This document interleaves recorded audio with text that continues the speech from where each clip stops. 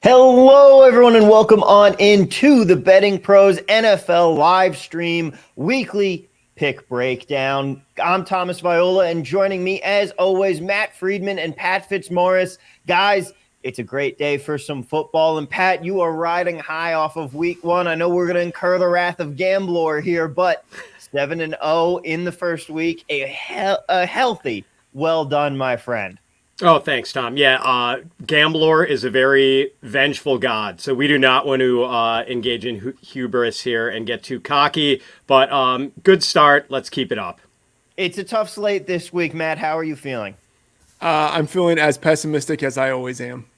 That sounds perfectly on brand. But, guys, let's get right into the picks. We're starting out here. The first game we have up on the board, the Packers. They are still laying 10 points against the Bears. Matt, where are you going in this one?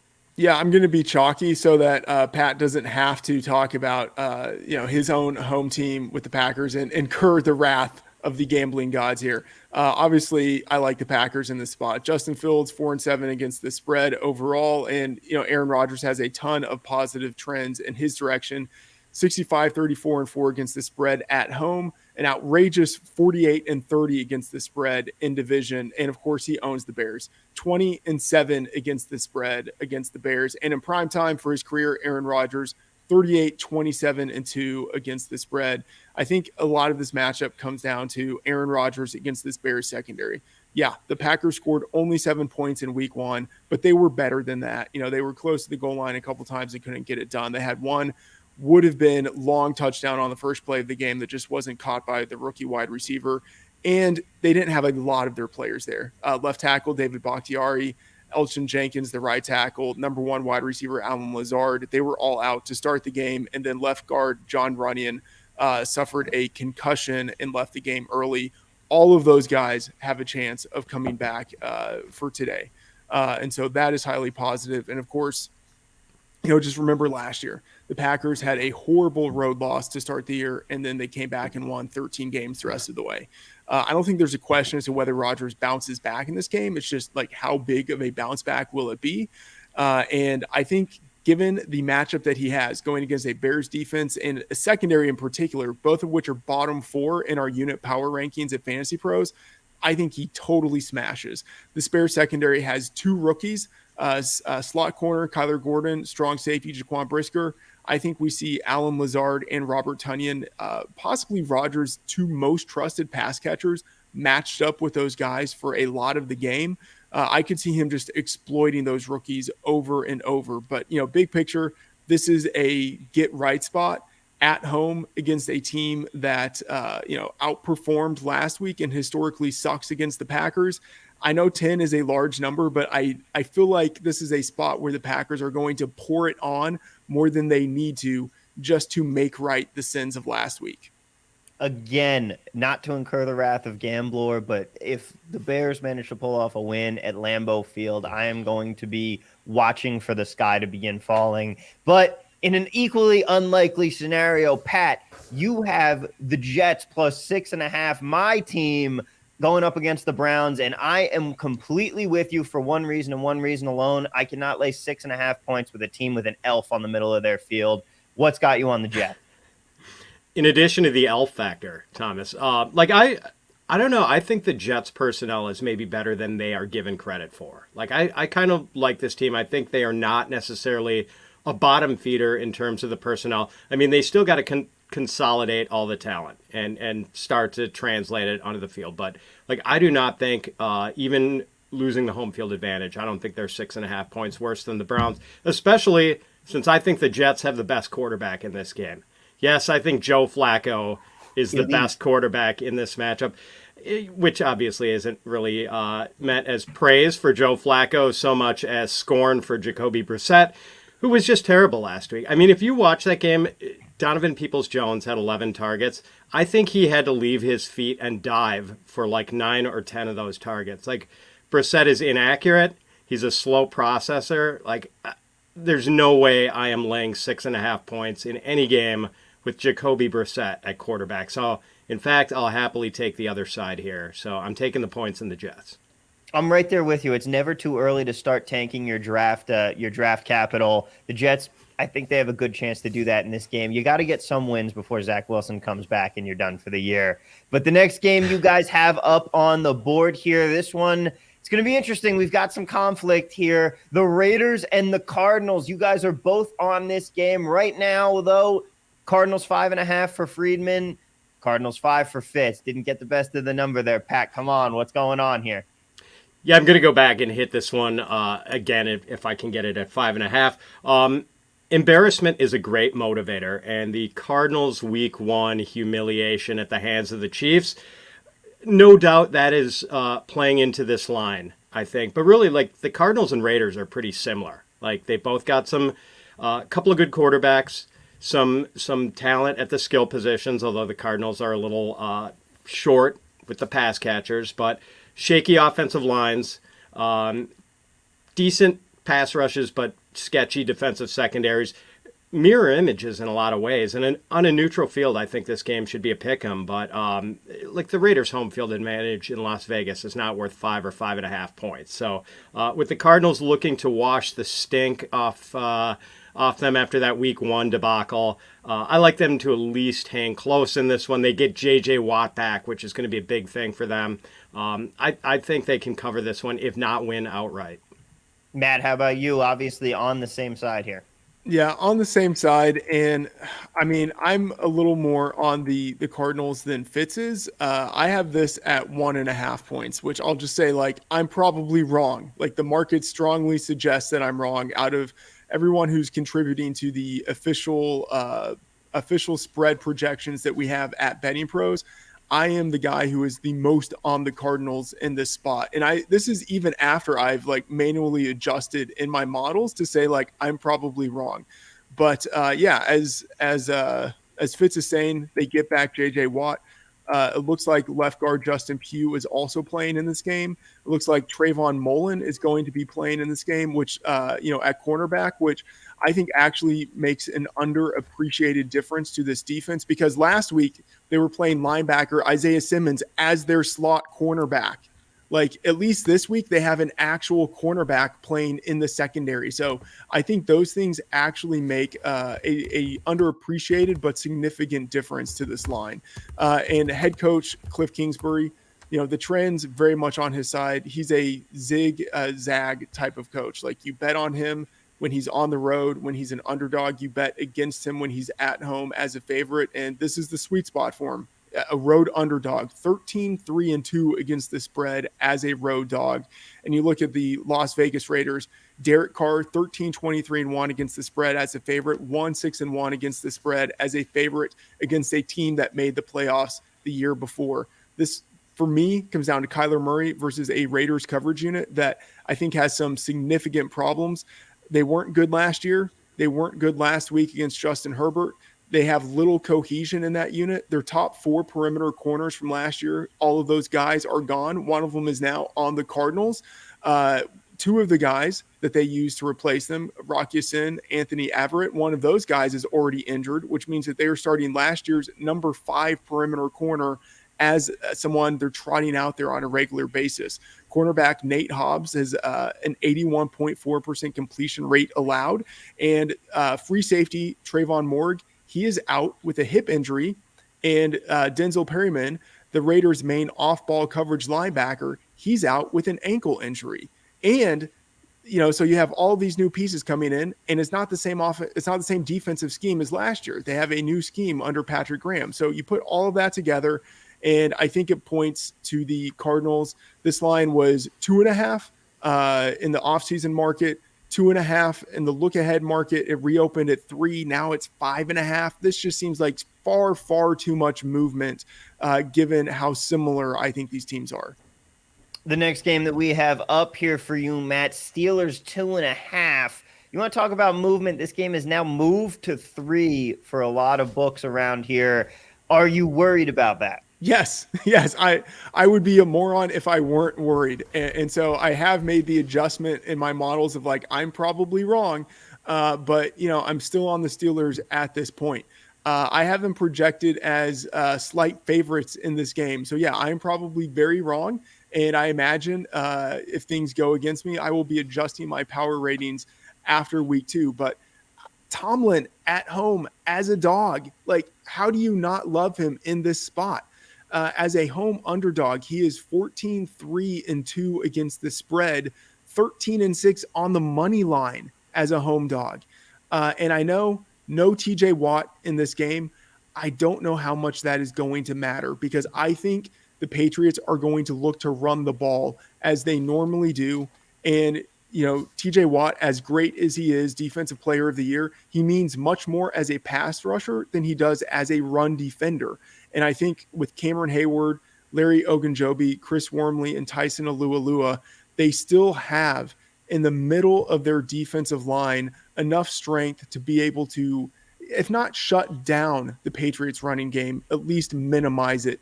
And that's not taking into account all of the movement, all of the change that we've seen on the offensive line for the Patriots this year.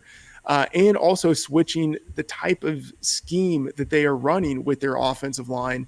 It did not look good for them in week 1, 71 yards on 19 carries for their running backs. And I got to say, the Steelers looked pretty good against the run last week, holding running back Joe Mixon to 3 yards per carry on 27 attempts. So I think this is going to be a run-heavy game for the Patriots, and I don't think they're going to have a lot of success with it, which means I think the Steelers can keep this close.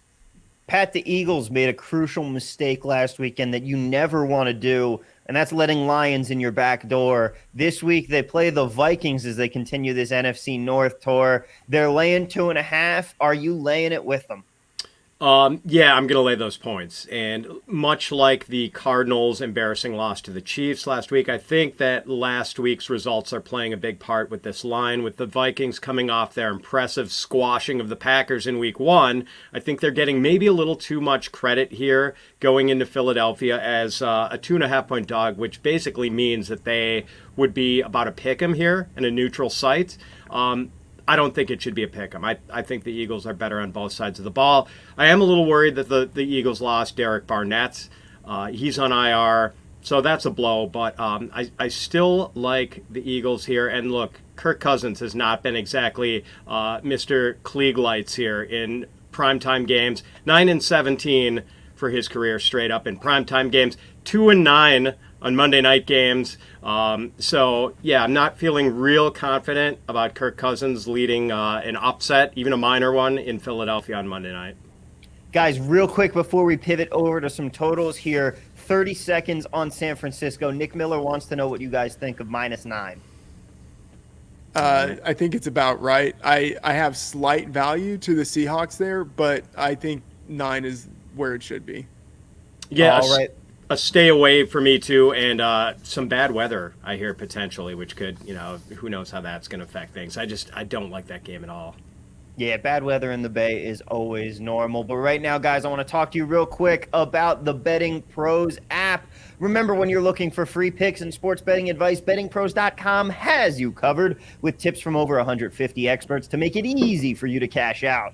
Download the app to get sports betting alerts. You'll get notified of favorable bets based on live movements, consensus picks from the most accurate experts and vetted systems in play.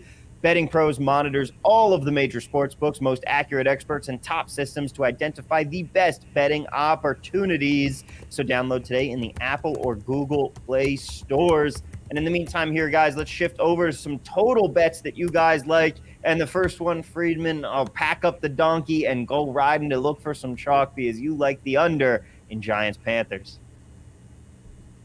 Oh, no. Yeah, donkey move, indeed. 43.5 is where I have this. I have it projected at 40, so I will easily take the under here. We're above 43, 40, 41, and 43 are all numbers that have a pretty decent chance of hitting. We have two subpar quarterbacks on two offenses that will go through the running game and then the short passing game to the running backs. So I like the under here. I think especially the Giants will drag this game to the under. Last week, they were a pace down team with 29.9 seconds between snaps per Football Outsiders. That made them one of the bottom, I think, 5 teams in the league in pace. I think we are in store for a pretty nasty aesthetic game here. Pat, how about you? You are looking at the Colts at the Jaguars, and you're going the same way under. The number's at 45 right now.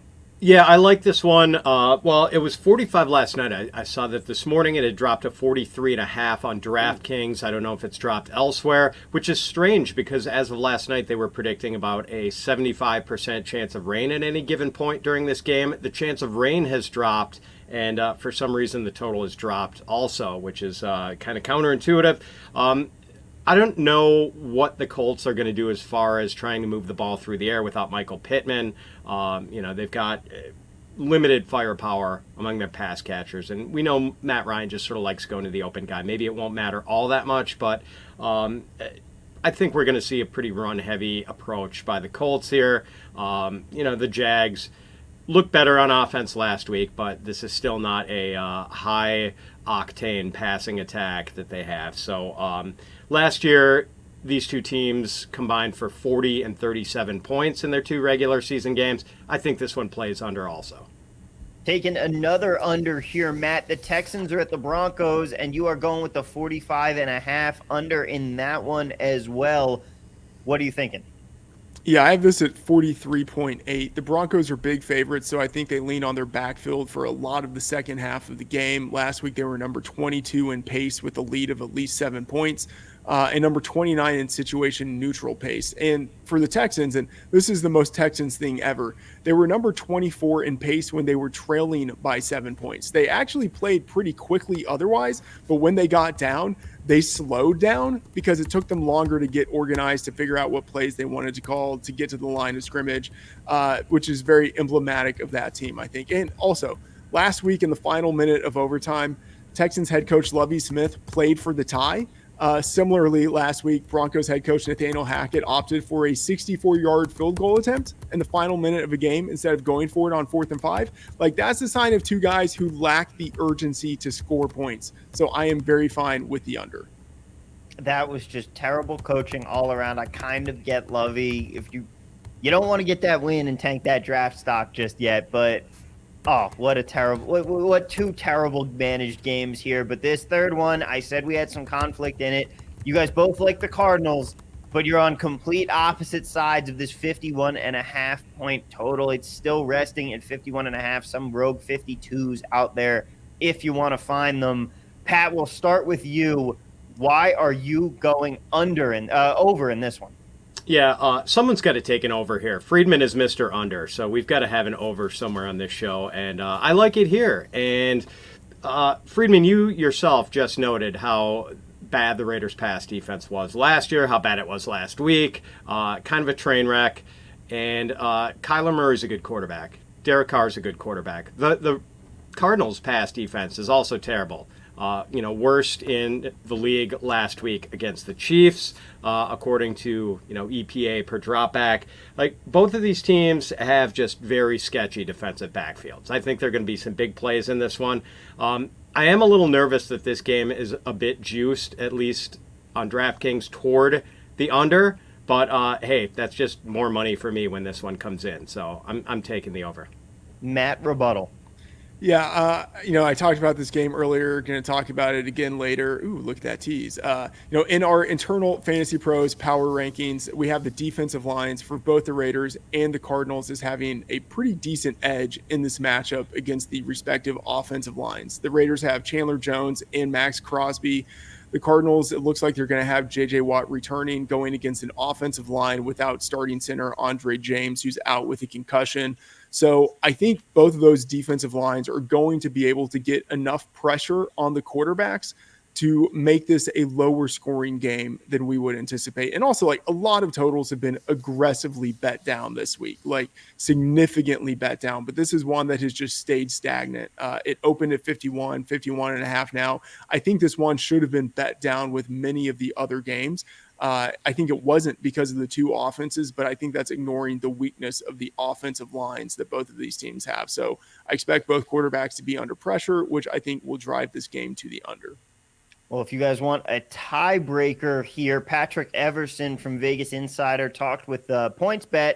He says right now the total went from 51.5 to 52.5 earlier in the week. Spending a little bit of time at 52 right now. 61% of the bets, 81% of the handle on the over.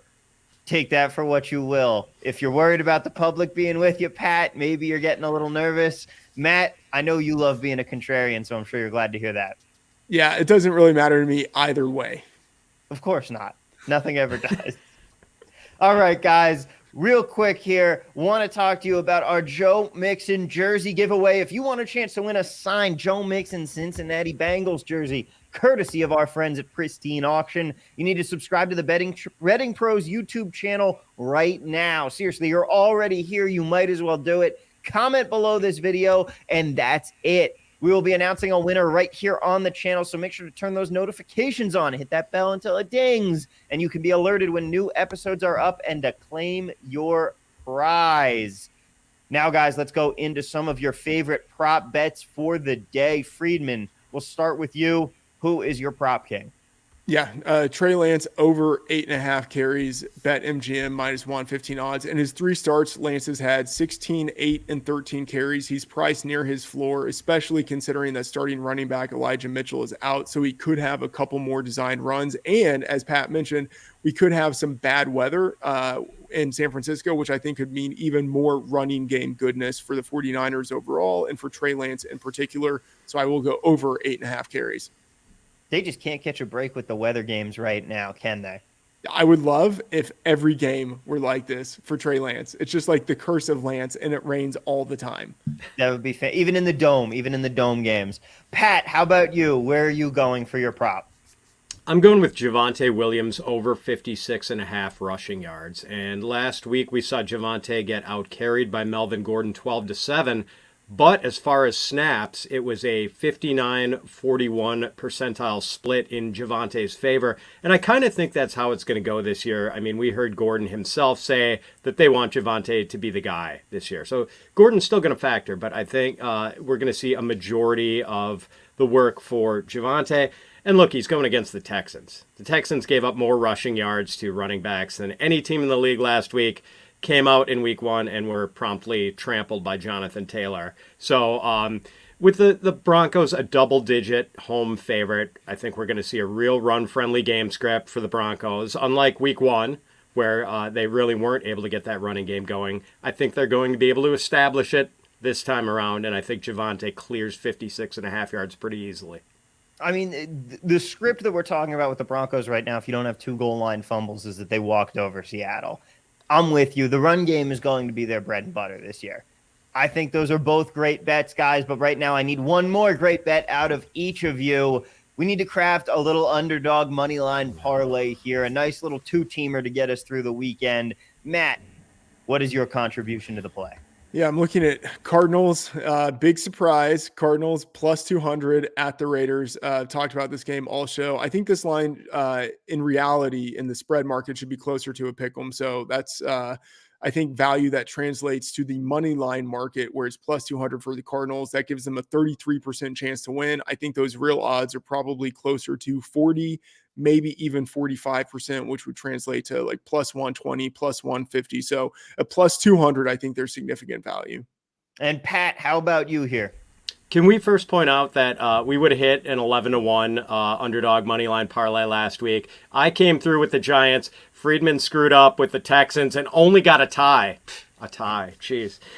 So, all right, let's see. My part this week, I would love to go for the Jets as a straight-up winner here, Tom, but I just can't do it. I'm going to take the Jaguars at plus 140. Like we saw the Colts completely stumble late last year against the Jaguars in a critical game. I just don't think this is a great spot for the Colts with no Michael Pittman, no Shaq Leonard, possibly no Brenson Buckner, and they're going to go in as a 3-point road favorite against an improved Jacksonville team that improved by virtue of not having Urban Meyers, their head coach, anymore. I kind of like the Jags here as a straight-up underdog.